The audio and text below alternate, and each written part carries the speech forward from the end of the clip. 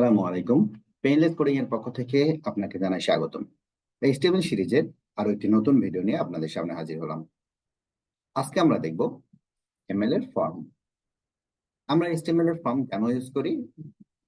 ইউজারের থেকে যদি কোনো আমরা ইনফরমেশন নিতে চাই, তখন সেক্ষেত্রে আমরা এইচটিএমএল এর ফর্ম ব্যবহার করি।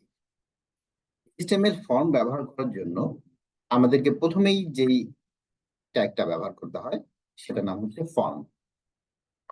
ফর্ম ওপেনিং এবং ফর্ম ক্লোজ। এই ফর্মের ভিতরে আমরা কি করি? ইউজার থেকে কিছু ইনফরমেশন কালেক্ট করি।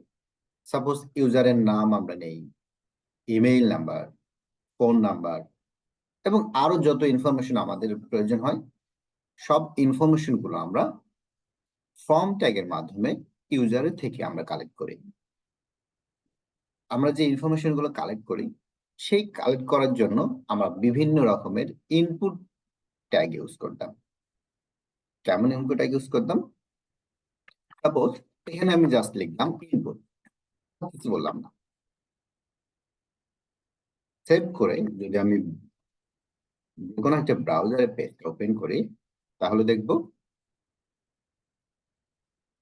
একটা ফিল্ড আসছে।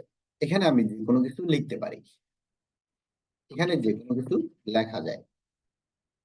তাহলে আমি যদি এখানে সামনে যদি বলে দেই, ঠিক আছে, ইউজারের থেকে এটা ফার্স্ট নেম নেবে, তো আমি বললাম ইনপুট, বাম দিকে বললাম first name. Save page refresh করলে আমরা দেখবো যে বাম দিকে ফার্স্ট নেম এবং এখানে আমাদেরকে একটা ইনপুট ফিল্ড শো করছে। তার মানে ইউজার বুঝতে পারবে যে এখানে হচ্ছে ফার্স্ট নেম লিখতে হবে। এখন ফর্মের ক্ষেত্রে আমরা এখানে আরেকটা অপশন দেখি। ফর্ম যখন কমপ্লিট করে তারপরে একটা সাবমিট বাটন থাকে। তাহলে আমরা কি লিখি? একটা ট্যাগ লিখি, সেই ট্যাগের নাম বাটন। আমরা বাটন ওপেনিং দিলাম এবং বাটন ক্লোজ করলাম। জাস্ট আমি বাটন লিখে সেভ যদি রিফ্রেশ করি, তাহলে কেমন দেখা যাবে? তাহলে এখানে একটা বাটনের মতো একটা আইকন দেখা যাচ্ছে। এখানে যেহেতু আমরা কোনো কিছু লিখে নেই, যার কারণে কিছু আসতেছে না। তাহলে আমরা ভিতরে যদি লিখি যে সাবমিট, তাহলে এটা লেখা আসবে সাবমিট।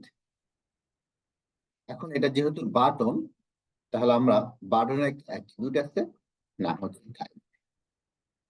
টাইপের ভ্যালু হিসেবে আমরা এটা যেহেতু ফর্মটা সাবমিট করতেছে, তাহলে টাইপ হবে সাবমিট। যদি সাবমিট না করতো, নর্মালি একটা বাটন থাকতো, তখন আমরা টাইপ দিতাম বাটন।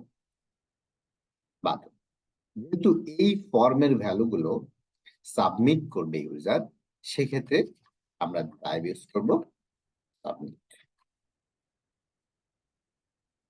সাবমিট ইউজ করলাম। পেজ রিফ্রেশ করলে কিছু বোঝা যাবে না, কারণ আমরা বাটনের একটা অ্যাট্রিবিউট করছি। এখন এই ফর্ম, এটা একটা ফর্ম আমরা লিখলাম, বেসিক একটা ফর্ম।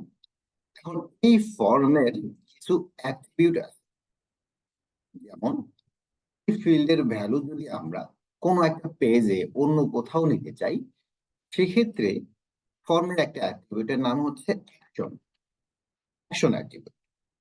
অ্যাকশন অ্যাট্রিবিউটের ভ্যালুর মধ্যে আমরা কোন একটা পেজের লিঙ্ক বলে দেই যে এই পেজে যাবে ভ্যালুগুলো বা অন্য কোথাও যাবে।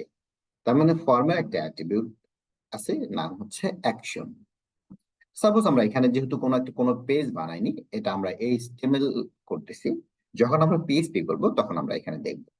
সাপোজ আমি এখানে অ্যাট্রিবিউটে কোনো ভ্যালু দিলাম না, এটা হ্যাশ দিলাম। এই ফর্মের আরো কিছু অ্যাট্রিবিউট থাকে, যেমন এখানে একটা মেথড অ্যাট্রিবিউট থাকে।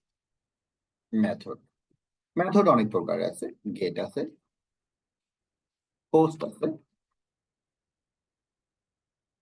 তাহলে একটা ফর্মের ভ্যালু গেট মেথডে যাবে কি পোস্ট মেথডে যাবে, এই মেথডের কাজ কি, এগুলো আমরা পিএইচপি যখন করব তখন দেখব। এখন আপাতত জাস্ট জানি যে ফর্মের অ্যাট্রিবিউট আছে অ্যাকশন এবং মেথড একটা অ্যাট্রিবিউট আছে। ফর্মের আরেকটা অ্যাট্রিবিউট আছে, নাম হচ্ছে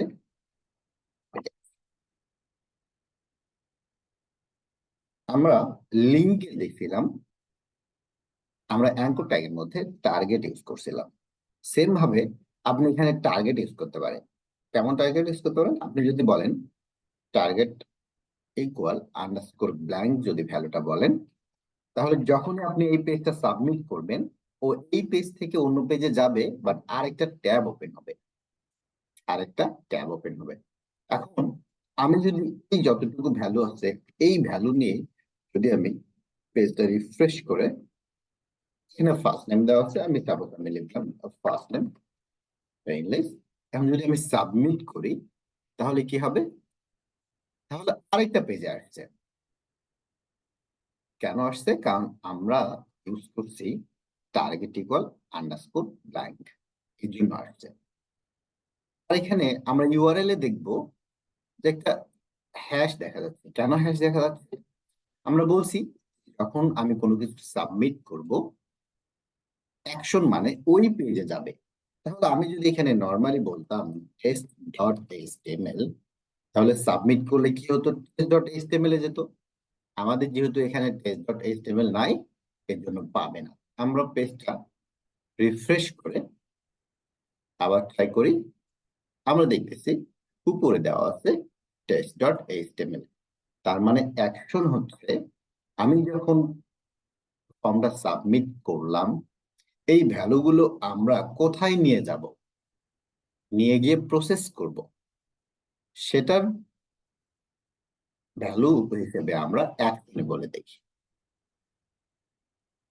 তাহলে আমরা ফর্ম লিখতে গেলে প্রথমে আমাদেরকে যে কাজটা করতে হবে সেটা হচ্ছে ফর্ম ট্যাগ লিখতে হবে, এবং এর মধ্যে ম্যান্ডেটরি হিসেবে ইনপুট ফিল্ড লিখতে হবে, তারপর একটা বাটন লিখতে হবে।